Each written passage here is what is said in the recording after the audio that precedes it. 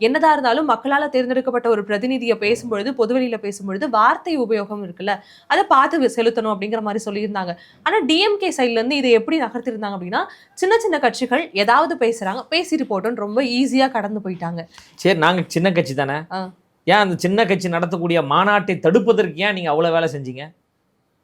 காவல்துறையை வச்சு முடக்குவது, அடக்குவது, ம். அந்த மதுரை மாவட்டத்தை சார்ந்த அமைச்சரை வைத்து மாநாட்டிற்கு பல இடையூறுகளை ஏற்படுத்துவது, லைக் இந்த தொடர்பான மாநாட்டிற்கு மாநாட்டுல சேர் போடலனா கூட டிஎம்கேவ தான் சொல்லுவீங்களா? அப்படிங்கிற மாரியான ஒரு விமர்சனமும் ஏங்க இருந்துச்சு. குற்றமுள்ள நெஞ்சு தாங்க குறுகுறுக்கும். இப்போ நாங்க வந்து அவங்கள சொல்றோம், நீங்க வந்து ஒழுங்கா வந்து எங்களுக்கு ஒத்துழைப்பு தரல அப்படின்னா, ம். நீங்க ஏன் முன்னாடி முண்டி அடிச்சுட்டு ஏன் பதில் சொல்ல வரீங்க?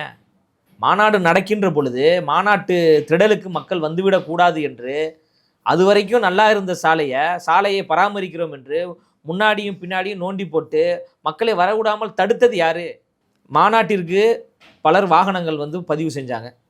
அந்த வாகன உரிமையாளர்கள்லாம் ஃபோன் பண்ணி மிரட்டியது யாரு? யாரோட காவல்துறை? அமெரிக்கா காவல்துறை வந்து மிரட்டினாங்க, இல்லை ஜப்பான் காவல்துறை வந்து மிரட்டினாங்களா? தமிழ்நாட்டு காவல்துறை தானே மிரட்டினாங்க. தமிழ்நாட்டு காவல்துறை யாரோட கட்டுப்பாட்டில் இருக்குது? ஐயா ஸ்டாலின் அவர்களுடைய கட்டுப்பாட்டில் தான் இருக்குது. ஐயா ஸ்டாலின் அவர்களுக்கு தெரியாமல் ஃபோன் பண்ணி எல்லாத்தையும் மிரட்டினாங்களா? எத்தனை மாவட்ட செயலாளர்கள் மிரட்டப்பட்டாங்க?